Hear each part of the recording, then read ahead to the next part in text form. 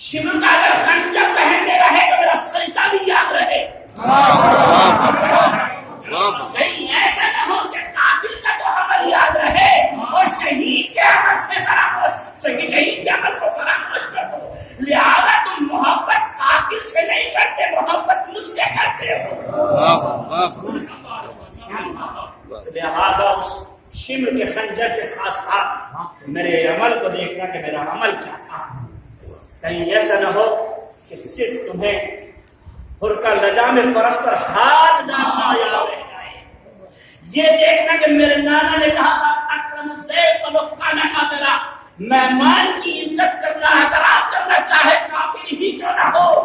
آج حر نے گستاخی ضرور کی ہے مگر لشکر پیاسا ہے تو پورے لشکر کو پانی پلا دیا.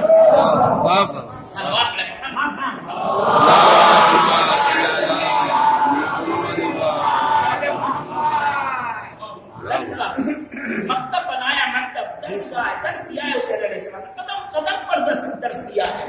ایک ایک لمحہ درس میں گزار دیا کہ ہمیں کیا کرنا ہے، کس طریقے سے ہمیں اس کربلا کو آگے پہنچانا ہے.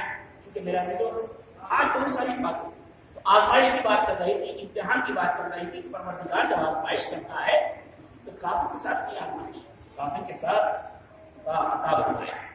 اس پر اگر نعمتیں ہو رہی ہیں، اس کو اگر فراوانی مل رہی ہے، نعمتوں کی فراوانی ہے، تو یہ نہ صرف کہ اس میں انعام پروردگار ہے. نہیں، میں نے کہا کہ کبھی کبھی انسان شریف والا کام کرتا ہے. مثلا بہت سے آدمی دیکھا ہوگا پیاو لگا دیتے، ہم میں سے نہیں لگاتے لیکن ان میں سے پیاو لگا دیتے. ہم میں سے راستے نہیں بناتے مگر وہ راستے بناتے. ہم میں سے صفائی نہیں کرتے، یہ صفائی کی بات آ گئی تو ایک سبب ہم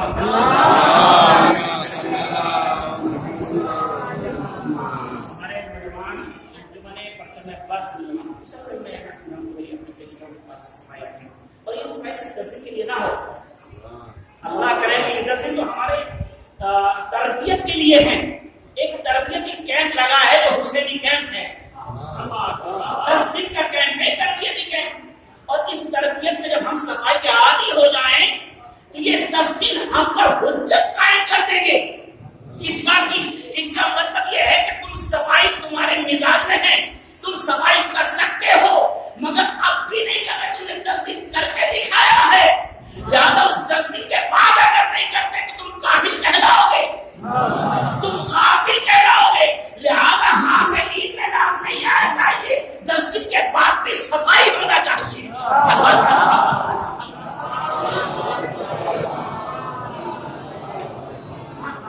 اسلام صفائی کا دو چیزیں کی اسلام میں، ایک لفظ صفائی، ایک لفظ طہارت. طہارت کا ترجمہ تو کسی زبان میں جلدی سے لکھنا ہے. آپ انگلش زبان کو دیکھیں، اگر آپ صفائی طہارت الگ سے ہے اور صفائی الگ سے ہے. کافر کے یہاں صفائی مل سکتی ہے، طہارت نہیں مل سکتی. ایک کتے کو صابن سے نہلا کر اس کو صاف کیا جا سکتا ہے، اس کے علاوہ طاہر نہیں کہا جا سکتا، وہ طاہر نہیں ہے. تو کچھ کہنا چاہتا ہوں میرے عزیزو، اس کا مطلب ایک چیز ہے طہارت، پاکیزگی، ایک ہے نظافت. اسلام نے 2 لفظ دیے، صفائی کے لیے کیا ہے؟ نظافت. تو دونوں کے لیے آیا ہے کہ تمہیں طاہر بھی رہنا ہے اور نظیف بھی رہنا ہے. پیغمبر اسلام حضور سرور کائنات محمد مصطفیٰ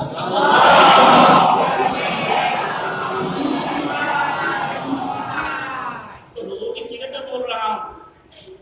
آپ کا ارشاد گرامی حضور فرماتے ہیں النظافۃ من الایمان. یہ پیغام کسی دوسروں کو نہیں دیا، پہلے کلمہ پڑھایا، کلمہ پڑھانے کے بعد مسلمانوں کو تہذیب دی. کہا تم اتنے بت پرست تھے، اب جب کلمہ پڑھ کے مسلمان ہوئے ہو تو لوگ تہذیب لے جاؤ. وہ اپنے عرب، اپنے قبیلوں میں اونٹوں کی غلاظت صاف کر کے آئے.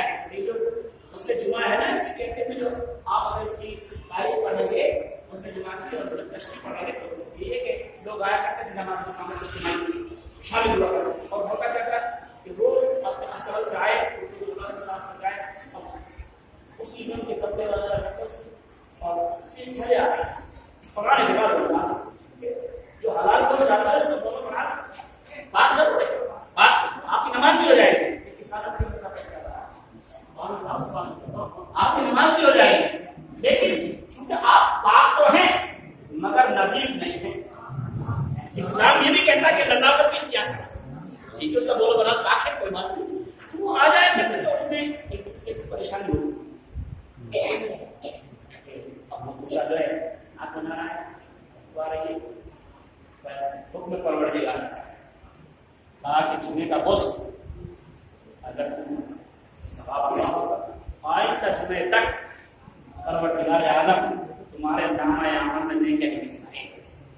دوسرا یہ ہے کہ اتنی شدت کے ساتھ اس نے جمعہ کا حکم دیا گیا، پیغمبر اسلام نے فرمایا یا علی تم مخاطب ہوا کرتے تھے ادبا، تاکہ دوسروں کو مدد کرنے میں ہے کہ اس کی کہیں توہین نہ ہو جائے، ورنہ یہ گھر تو وہ ہے کہ جہاں سے طہارت چلی ہے، نظافت جہاں سے چلی ہے، یعنی جمعے کے غسل کے لیے چاہے ایک وقت کا فاقہ کرنے کے بعد اپنی خوراک بیچ کر پانی خریدنا پڑے مگر جمعے کا غسل ترک نہ کر دینا۔ اللہ اکبر، یہ ہے نظافت۔ اور سنیے صرف اتنا ہی نہیں، قرآن نے کہا ہے کہ جب تم نماز کے لیے آؤ خذوا زینتکم عند کل مسجد، جب تم نماز کے ہر نماز کے لیے زینت کر کے آؤ، آرائش کر کے آؤ، پہلی چیز تو یہ ہے کہ آپ وضو کریں، وضو کر کے آئے، اور کیا اس پہ انشاءاللہ